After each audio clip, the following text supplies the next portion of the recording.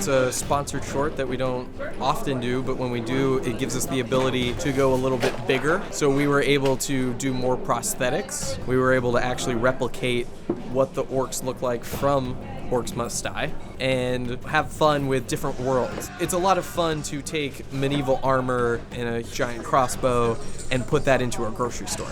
So,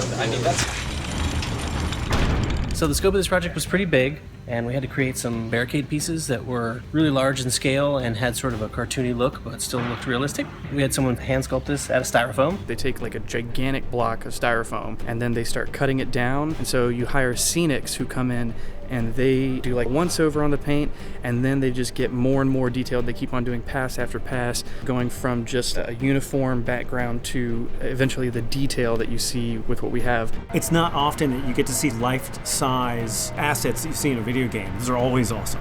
Although we did lose a couple crew members to an arrow wall, which I'm pretty sure our insurance covers.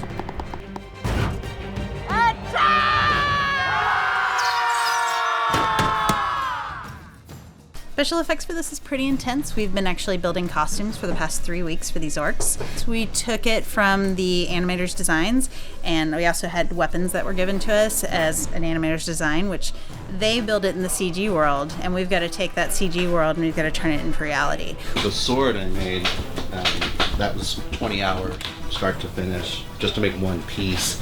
And this piece will probably be about the same. And what I'm doing right now is just cutting out the basic rough shape and cut out 2 of these, sandwich them together, and then grind down the edge so it comes to a sharp point. Bought a bunch of cheap plastic stuff, and the structure is pretty nice, and the pieces look okay. The paint job is really bad. So we've done some model paint with the brown and tan and silver here where it's steel. And what we usually do is we come back with a little bit of brown paint and water. Looks aged and dirty, like it's slaughtered some orcs already.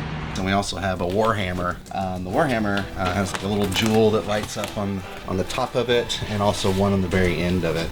And that one's a little challenging. That one's a lot more intricate in design. The last week has just been coordinating with all of these different people that we know. We've got our sculptors, and then we've also got painters, and they're just going to town to make it look exactly like the stuff from the game, which is awesome.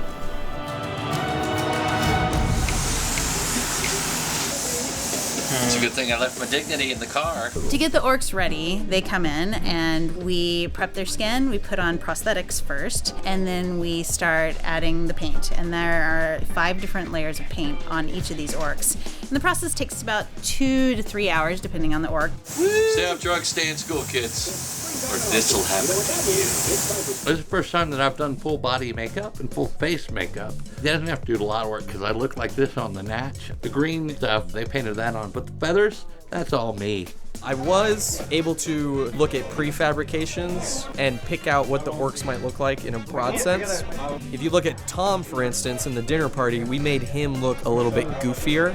So we gave him goofy teeth, gave him ears that kind of came down, made him a little bit clunkier because he's kind of a goofy orc in that moment.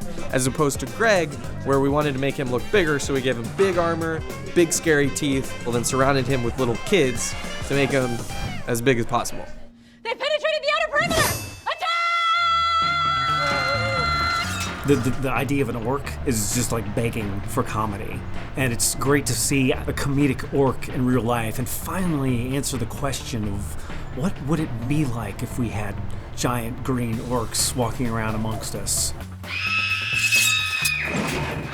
Let's forget about the fact that they eat children or pillage villages and all that stuff. If we got over that, they would probably struggle socially. The rabbi says to the priest, "I'm sorry, I'm not that much into pillaging."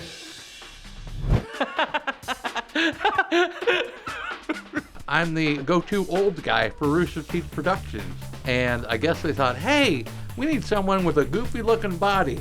Oh, get Tom Booker on the phone. Well, that was unnecessary. You pillaged my heart, fuckers. We've all had so much orc propaganda in video games and movies. It's just sort of like if you actually see one like at Starbucks, wouldn't your natural inclination to be like to pull out a catapult and attack it? Probably. It only makes sense, right?